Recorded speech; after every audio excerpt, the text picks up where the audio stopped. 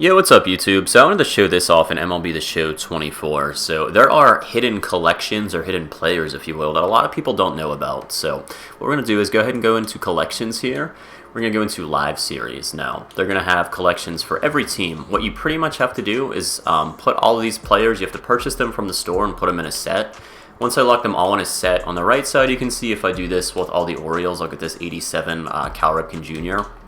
Now, an important thing to know here is once I put everybody in the set, you will still get the cards back, but they become non-sellable, so I can't sell them at all. So that's fine for a team like the Orioles, but if you're going to use a team like the Braves, Acuna is going for a lot of stubs, so make sure when you lock him into a set that you plan on completing that set. If you don't plan on completing it, don't lock the players in yet. I have a bunch of Dodgers players I haven't locked in for this reason, but Braves are pretty expensive, but you get all those guys. You get this Craig Kimbrell. I'll show you guys where I'm at with the Dodgers here. This will be a good example. So the only player I need is Ohtani, and he's so many stubs right now. I don't want to lock these guys in commits yet in case I end up selling them, although I will do all the sets by the end of the game, like by the end of the game's life cycle. I'll show you why you should do those, but I'm holding off just because Mookie and Freddie are going for a good amount of stubs right now. But once I get Ohtani, I will lock everybody into the set most likely. I will get all the players back as non-sellables, which I can use them for a while anyways. They're all really great players. I will get this 90 Mike Piazza card, who is a great hitter. So that's actually what I'm trying to do right now. I want to do the Dodgers first because they're going to be the most expensive. Them and the Braves. The most expensive and the hardest will be these two teams, but it's worth it to get them out of the way in my opinion. And this is why you're going to want to do the National League first. So the American League and the National League, once you complete the divisions, you'll unlock these players. Piazza, like I said, you put them all into this set, and you're going to get the National League collection reward. So Pedro Martinez is it this year. One of my favorite pitchers. I didn't really get to watch him pitch too much because I was young when he was playing, but he was a monster with the Red Sox.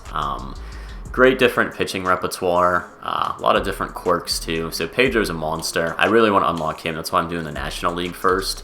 The American League, you're going to get this guy, Rafael Palmeiro. He was a good player, but it's like his hitting stats aren't anything great. I've got Freddie Freeman's honestly a better first baseman hitting-wise this year, so that one's not good. You do have to get him if you want to get the complete MLB like collections unlock reward this year. I don't know what they call it, but it is this 99 Babe Ruth. And the reason you want to do this, besides Babe Ruth is the shit, is he's a two-way player. So he's a pitcher and he's a hitter. So pitching stats are all great, and then hitting stats. Maxed out contact and maxed out power. So he is who I'm going for. It's most likely going to take a few months to get him, but the biggest thing I would recommend to you guys, anytime you're opening packs, a lot of people will just sell the cards for stubs. Unless it's a duplicate, do not sell it. Keep it in your inventory because you are going to need all these players eventually to do those collections, like I said. And you can kind of sift through them and see which players you want to get. That was something else. Where was live series? Here we go. So, like I said, maybe you want to do the Yankees. The Yankees here. You get Aaron Judge and Garrett Cole are going to be expensive ones. Probably 250K stubs to do this entire set. But you're going to get this 90 Bernie Williams, who's a really good switch hitting fielder. So just look at all the set champions, see which one you want, and then attack those ones first is my recommendation. Now they'll have set collections too here, but they're not going to do anything until further on in the season. Pretty much any set one player, once you unlock them, you put them in here. Most of these guys are going to be non-sellable anyways, so just lock them into that set. Once you get 30, you get this Craig Biggio card. Used him, not a big fan. Once you get 70, you'll get John Franco. 120, you're going to get this guy Rich. You're going to get this guy Rich here. We're not going to pronounce his last name out of respect to his national heritage.